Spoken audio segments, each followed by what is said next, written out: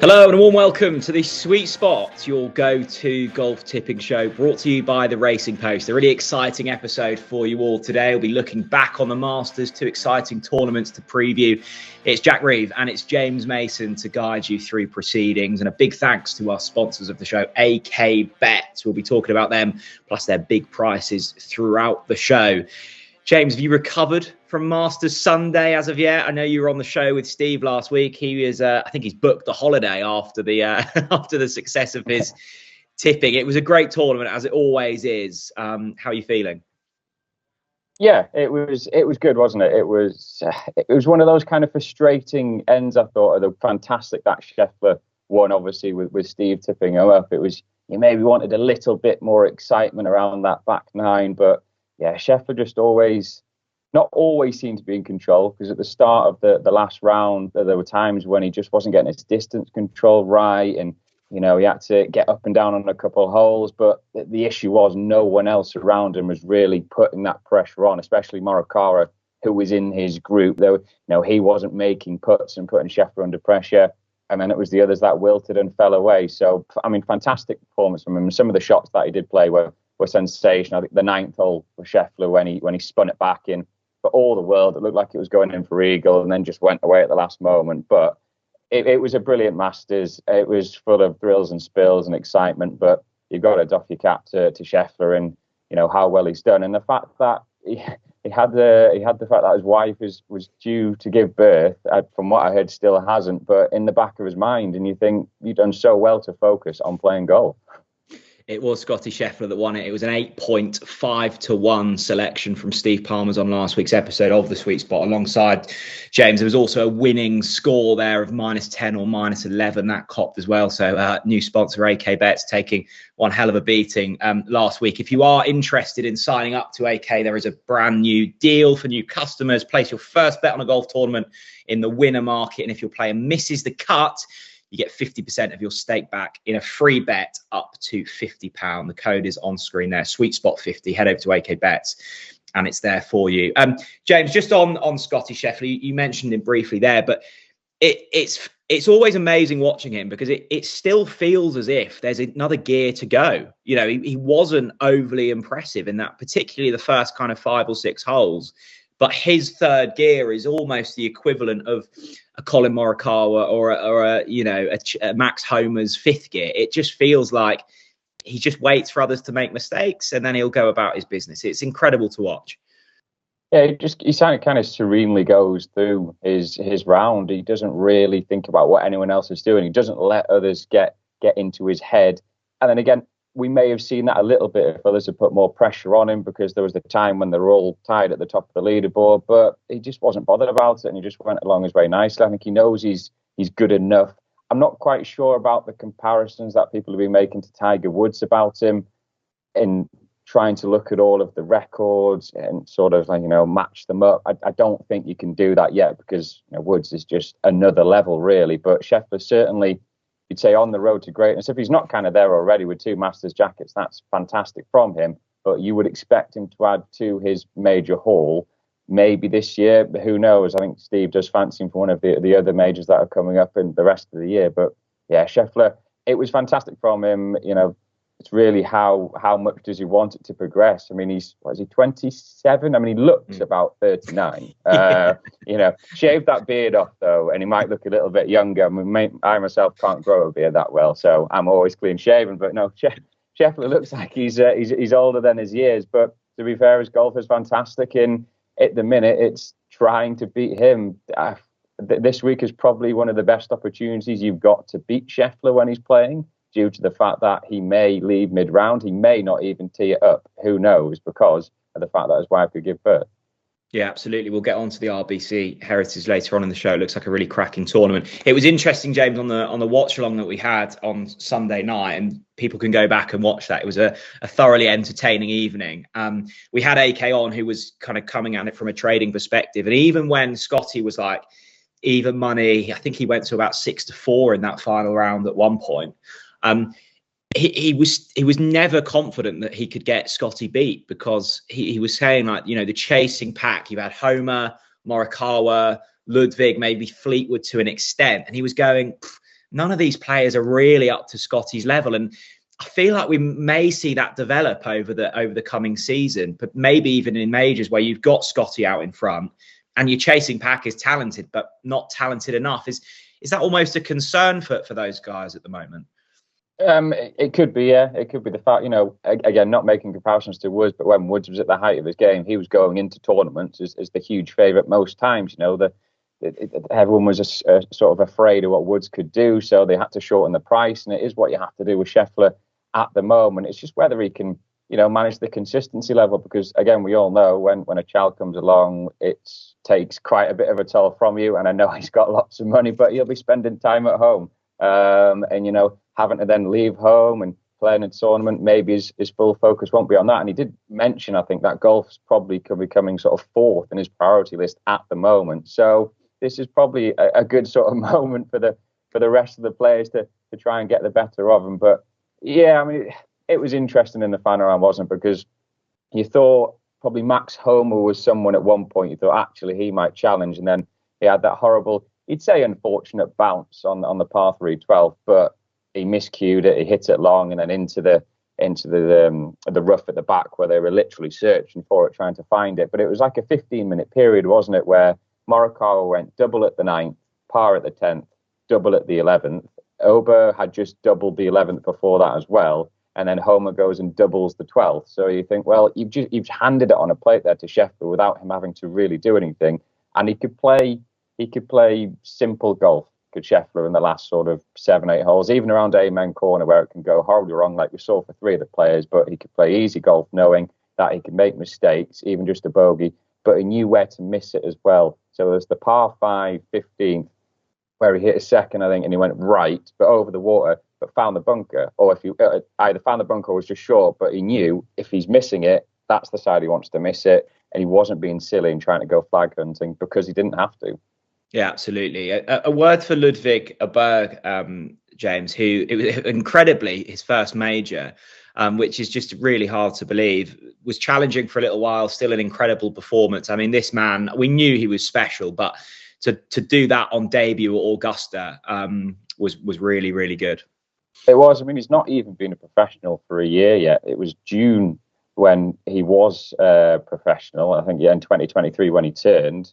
And then obviously gets in the Ryder Cup. I mean, Luke Donald described him as a generational talent when he got him on the Ryder Cup side. And he's just proven that, the sky's the limit for him, really. He's still got areas of the game where you probably think, just need to sharpen up on them slightly. But certainly finishing second at the Masters on your debut, at that course as well, where experience can prove to be so pivotal to getting around it and putting a good score in, it's absolutely brilliant. And you don't want to say he's a Masters champion in waiting, because we've said that for a few players, Rory McIlroy being one, but certainly he looks like he's got all sort of the tools and the assets to definitely win a major, whether it's the Masters or not. I think we'll have to wait and see.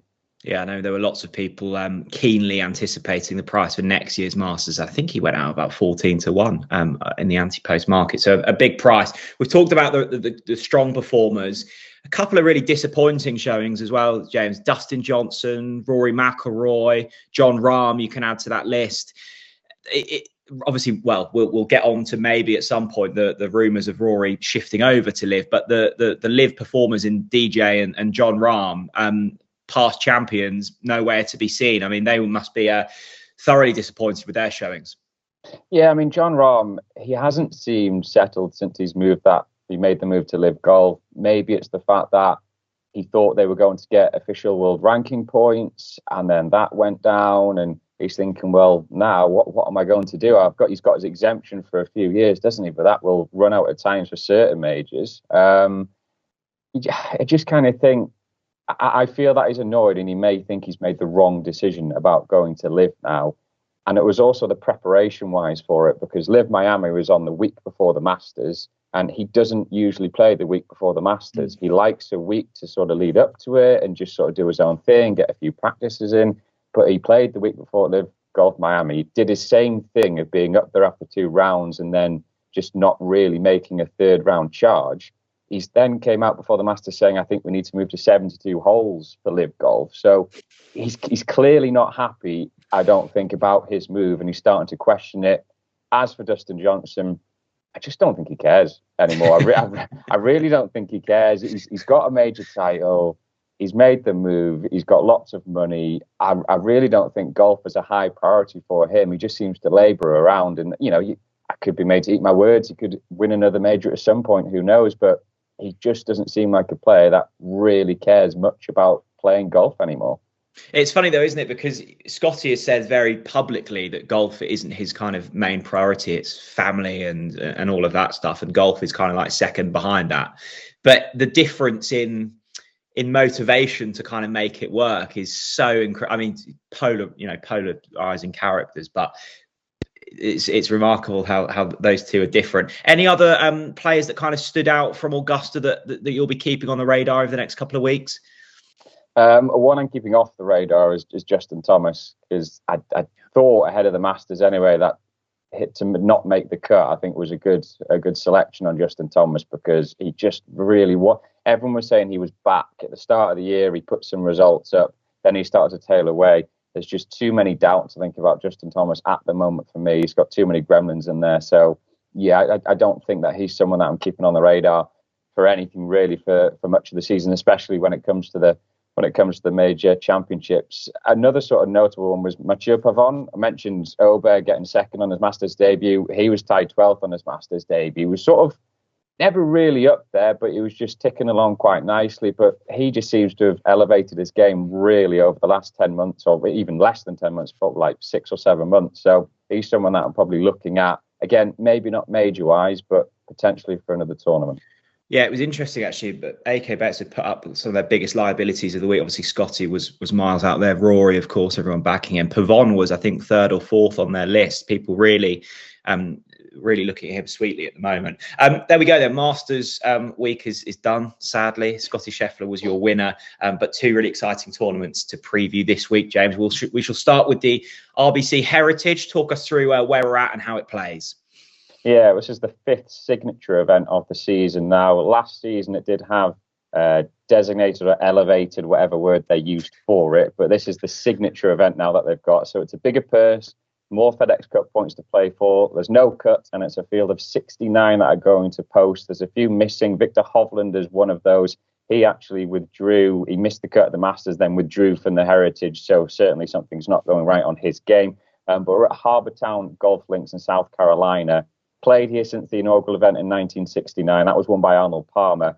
It's a par 71. You've got 11 par 4s, 4 par 3s, and 3 par 5s. Now, it's relatively short. It's 7,099 yards. So when you compare that to the PGA Tour average, which is around 7,300, it is shorter in distance. But this is a course that demands accuracy. It's narrow fairways. You've got strategically placed sort of oaks, pines, palmettos. They're called sort of lining the fairways. They're overhanging. If you're on the wrong side of the fairway on a lot of the holes, then you're going to struggle to reach the green because you've got trees that are overhanging and you can't properly get to it.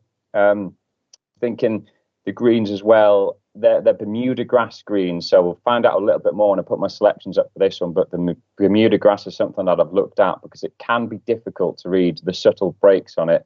What you do get, though, is a bit more consistency on the Bermuda surfaces, but still hard to read the little subtle variations because the blades are a little bit thicker than some of the other grass that is used on the greens on the PGA Tour.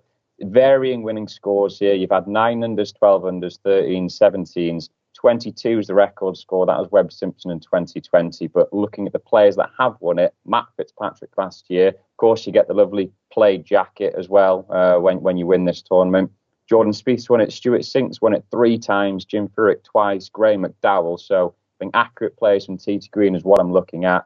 Weather, first 2 days it's sunny with clouds. Saturday is scattered thunderstorms that could have a little impact on the play. Sunday is a chance of showers, but hot and humid conditions.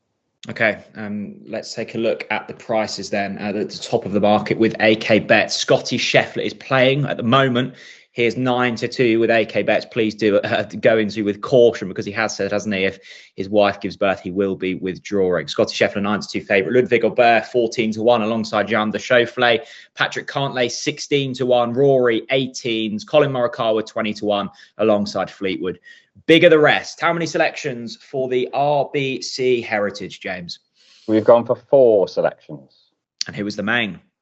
Sam Burns, and I've gone to winning each way at 60-1. You can get him. I think that's a huge price for a player that we know has a lot of talent about him. Now, his recent form, I understand, doesn't make fantastic reading. His last 3 performances tied 45th, miscut. That last weekend absent came at the Masters, but I think a return, and I mentioned before, to greens that he puts on really well could spark that sort of change in his fortunes. Now, you look at some of his stats, even though his form's tailed off, they've been pretty encouraging in this campaign so far. He's 17th in total driving, which is accuracy and distance combined. And he's 22nd in strokes gained total, just shy of 68% on greens and regulation as well. I'm happy with that stat, just inside the top 50 for that department.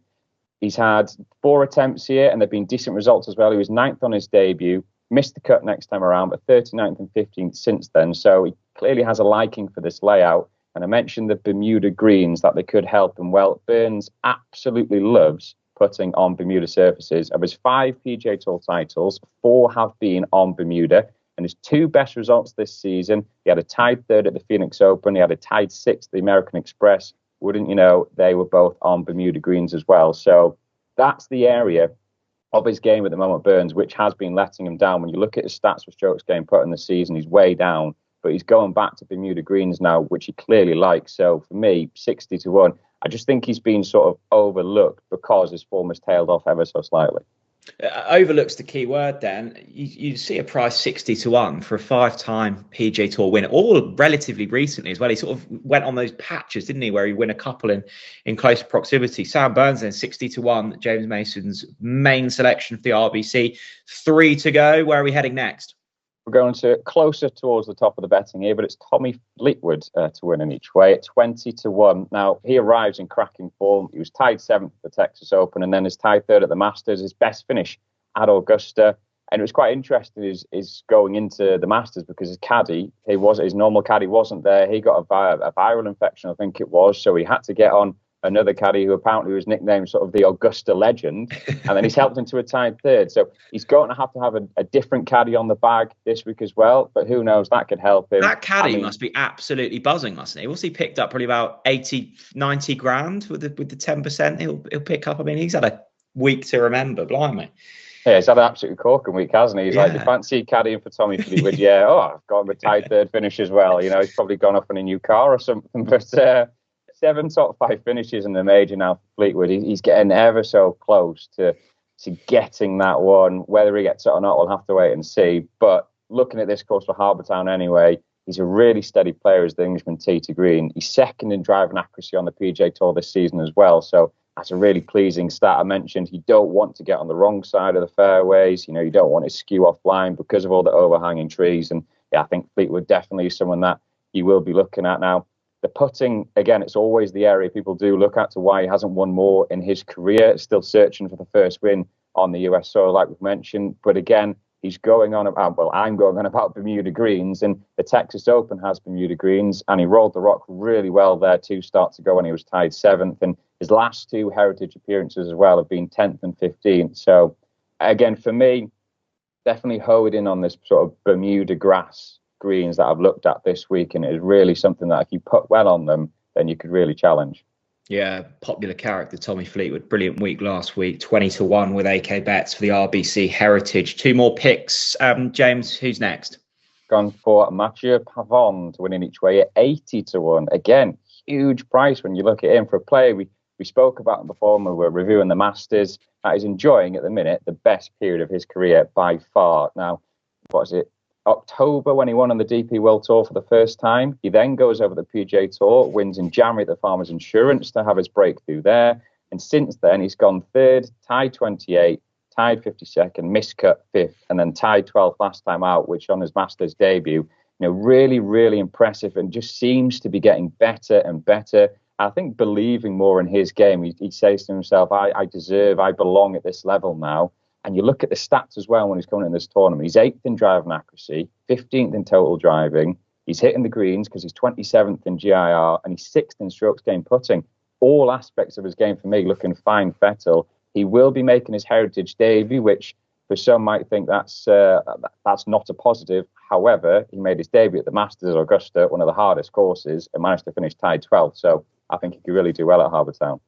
A nice example, Pavon, as well, of, I'm a big advocate of the DP World Tour. I love it. And I think people sometimes speak down of it, but it shows the quality that is in that tour for someone to come from there over to the PGA, win and almost just take it in their stride. It shows the strength of the DP World Tour. So well done to Pavon, 80-1 this week for the RBC. One more to go. Who is it? I've gone for Chris Kirk, 60-1 again. Another big price when you look at it, but you're going to get that in this tournament because of being at a limited field, the world's leading players. So the top of the market is obviously led by Scheffler, McIlroy, Oberg, those kind of players. But, Kirk arrives here after a positive Masters showing as well. He was tied 16th last week. That's his best finish on his 5 appearances that he's had here, had at Augusta, I should say. It was his first outing as well since the Players' Championship last week. So he had over 3 weeks off before returning to the Masters. And since winning the Century in January, he recorded only one top 20 until last week. He wasn't playing badly, but for me, just looked maybe a little bit jaded, like he needed the break. So, looks to have done him the world of good so far. He's another as well that likes Bermuda greens. The Century where he won, that was on Bermuda. The Honda Classic, which he won last year, that was also on the same surface. And you look at some of his stats, he's in the top 10 for strokes gained tee to green and off the tee. He's 15th in driving accuracy. And by the way, he hits it a long way as well. There was one tournament recently when he was playing Rory McIlroy, and McIlroy bombed it down the fairway, and then Kirk hit one, and he just rolled past him. And I was like, wow, he can hit this really far. The putting stats are down for Kirk, but like I said, his best performances have come on Bermuda greens, the Players, the Sony Open, the Century. So I think a feeling that a return to those type of Bermuda greens should really help him try and, get the flat sit going a bit better. Okay, there's the 4 selections. Let's quickly take a look at the top of the market. Now, Scottie Scheffler, I'm sure there will be people backing him. He's 9-2 with AK Bet, so a similar price really to last week. I probably know the reasons why you're avoiding him, James, but just talk me through them anyway. Yeah, it's probably that. I mean, the week after winning a major as well, even though he looks pretty calm, he will have gone through a lot to get that second green jacket. And the fact of, he said, golf's sort of fourth on the agenda right now, and they're expecting the child from his wife. So, yeah, I don't think he's probably going to be fully focused on it. And there is the high, well, I don't know how much of a high probability it is, but there is the chance that he may start, but then not complete the tournament. So he's just for that reason as well, I think, is one not to go for. Yeah, he's the resounding favourite. You've obviously gone for Tommy Fleetwood, I'd say, in this next pack. You've got a Berg, Schauffele, Cantlay, McIlroy, Morikawa. Last year's winners, Fitzpatrick, Homer as well. I mean, this is a jam-packed tournament of quality. Out of those that I've mentioned, who would you be most fearful of in terms of challenging your selections? Probably go for Ober. I mean, you think Morikawa, I think Morikawa, having played in that final group, will just be even more disappointed. I think he's seeing that as a really missed opportunity to get the green jacket, not putting the pressure on. Schauffele, again, playing consistently, but just not being able to get over the winning line at the moment. But Ober, it just seems to be taking everything in his stride. And again, you just think, does he have the bottle, the determination? Yes, he has. He's shown it already since turning professional. So for me, he'd probably be one of the players that I would be most fearful of at the top of the leaderboard. A little bit further down, Shane Lowry was one at around 35-1. Again, his putter just went cold at the Masters. He was brilliant, really, tee to green. His chipping was great, but his putting just let him down. But if he gets that going, he's someone that, again, is quite a juicy price. I think I've read he's staying with Fleetwood at the moment, aren't they? The families are together. So maybe one of them, hopefully Fleetwood, will be the happier in that household this week. Okay, we'll recap on the selections at the end of the show, but let's take a look at the other tournament this week. It's the Corales Puntacana Resort and Club Championship. It is a mouthful to say. We'll call it the Puntacana if you want. James, talk us through the course we're at and the layout. Yeah, the Dominican Republic. So the Corales Golf Club, par 72. Quite a beast when you looked at the yardage, 7,670 yards. It only opened in 2010. 10 par 4s, 4 par 3s, and 4 par 5s. The last 3 holes They're played on the Bay of Corral, as they say, and they've been named the Devil's Elbow for how difficult they are to finish. So there could be thrills and spills towards the end of each round. But it's that design, coastal course along the natural cliffs, bays, ocean coves. So, you get quite a few holes. I think it's 6 holes where it's played alongside the sea there. So it should be interesting. Changing elevations, you've got strategically placed bunkers, and you've got massive elevated greens as well. They're the course's features. So, yeah, knowing your distances, knowing when to club up, when to club down, I think would be very, very important for this one. It was a Web.com Tour event in 2016 and 2017, became a PGA Tour one in 2018. Your scores range as well for this one. You've had 12 under win it, you've had 24 under win it. Looking at the 2023 event, that was won by Matt Wallace when he had Højgaard just in behind him. Greens and regulation and putting were 2 key stats that I took from that victory, and the others that were chasing him. Weather for the tournament as well. First sort of 3 days looked decent, sunny with some clouds. You've got winds which could top around 15 miles per hour. That's not that bad. Sunday, though, similar winds, but a chance of showers. Again, hot and humid conditions, even more humid than we've got at Harbour Town. I think they've put around 70% humidity over the 4 rounds. It was around 50, high 50s at Harbour Town. Yeah, 2 really interesting layouts this week. Let's take a look at the top of the market with AK Bets. Your favourite or joint favourites for the Puntacana Resort and Club Championship. Alex Noren and Nicolai Højgaard, 14-1 the pair. Billy Horschel, 20-1. Aaron Rye, 22. Doug Gim, 25-1, alongside a few others. Bigger the rest. How many selections for this one? 4 again for this one. And who is the main selection? It's Victor Perez at 30-1. Really, really good ball striker. When you think of somebody who hits the iron so crisply, Perez is somebody up there. His approach play been rock solid this season. He's 4th in greens and regulation, and he's 17th in strokes gained approach. So again, mentioned earlier on, JIR was something that Wallace ranked really highly in approach play. Well, Perez has got that in spades. He's had some decent results this year. One of those came as well at the Puerto Rico Open, which is one of the few tournaments actually on the US circuit, which is played on Paspalum greens. There's only around 4 tournaments when I've been looking that are played on Paspalum. He was tied 3rd there in Puerto Rico. And like I said, it's of note that Paspalum greens were also used at this week's venue. So, there's quite a few sort of comparisons you can make between them. His struggles have been with the putter this season. He's 132nd in strokes gained putting. But like I said, it's notable now going back to Paspalum greens where he's putted well at the Puerto Rico Open. I think that could see an improvement in this department. It was interesting when I was reading about Paspalum. It was Rishi Arinsky who said, I think back in 2019, he said Paspalum, they're putts that you never really think they're going to get away from you, really. So you're not going to absolutely smash them past the hole, which I think is good. If you're not putting that well, you'll get that confidence because you won't be seeing them going sort of 5, 6, 7 foot past and having to come back for par or even make a bogey or a birdie. It'll be sort of putting them 2 foot away and a little tap in. So I think that's a good sort of aspect going into the tournament. Victor Perez, yeah, really exciting on his day, isn't he? And a few big wins in his career as well. The main selection for the Corrales Puntacana, Victor Perez, 30-1. Who's next?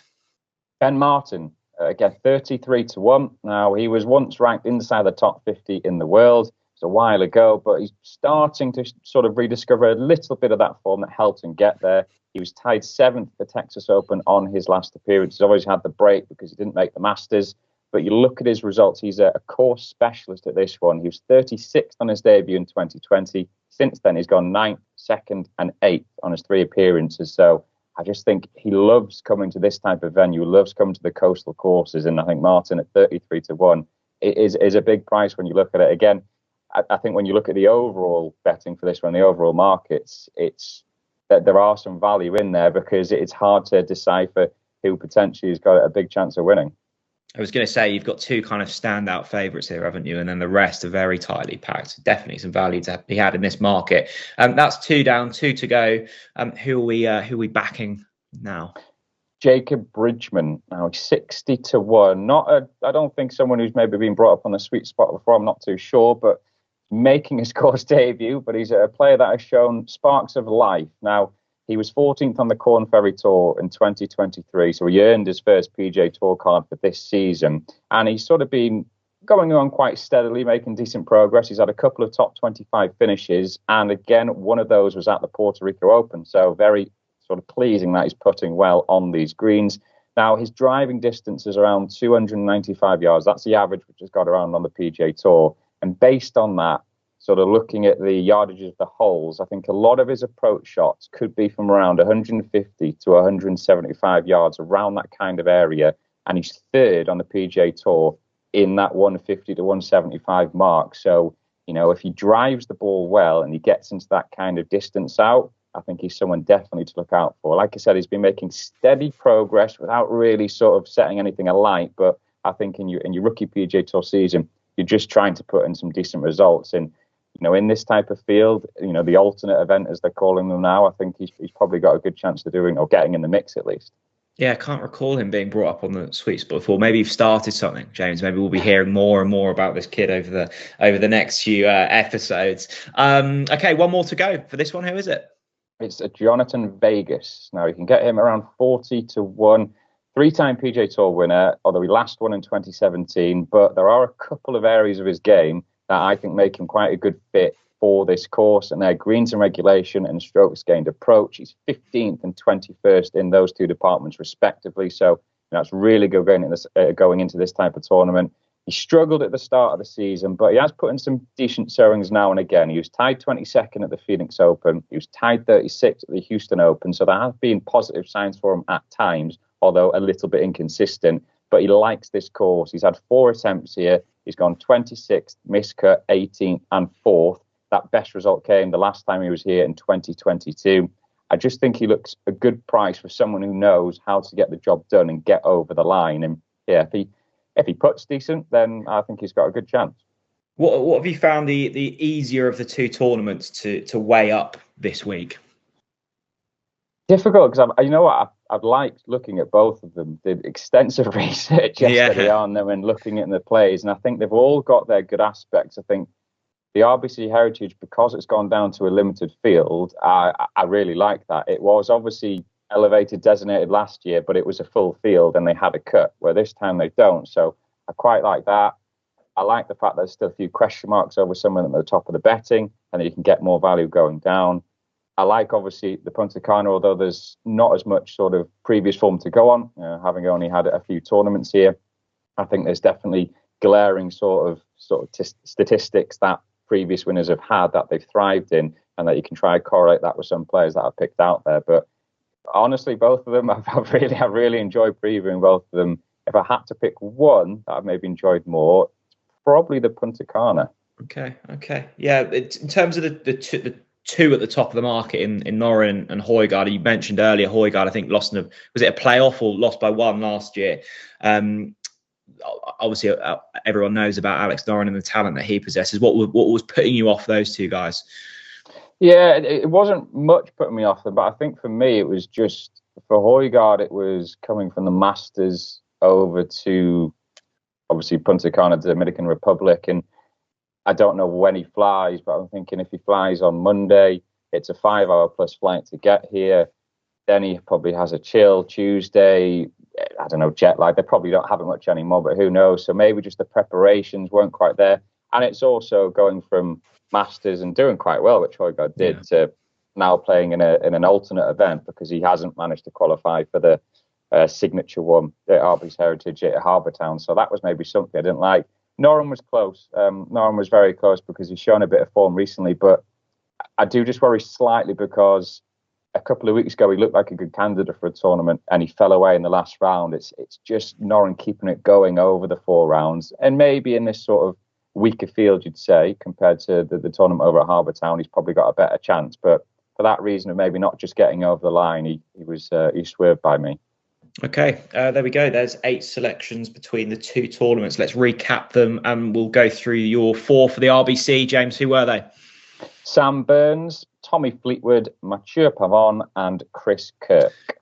And the Corrales Puntacana. It was Victor Perez, Ben Martin, Jacob Bridgman and Jonathan Vegas. There we go. 8 selections between the two tournaments. Best prices with AK Bets. A big thanks to those guys for sponsoring the Sweet Spot. We'll be back next Tuesday for another episode. I think we've got 3 tournaments that we'll be previewing. So join us then. If you remember, if you are following in on any of the selections, please remember to do so responsibly. Only ever gamble with money that you can afford to lose. Thanks very much, everyone. Bye-bye.